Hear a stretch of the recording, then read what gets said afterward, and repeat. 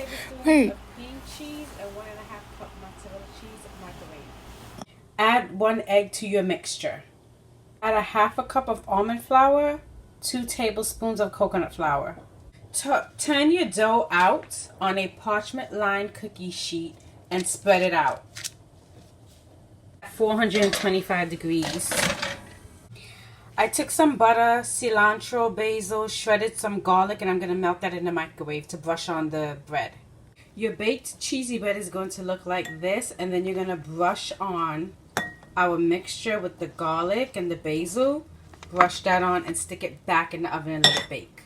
Our garlic, butter, and basil spread has been brushed onto the bread. Stick it back in the oven for additional 10 minutes. Okay, take it back out the oven again and sprinkle cheese and the rest of your butter and garlic sauce and stick it back in the oven.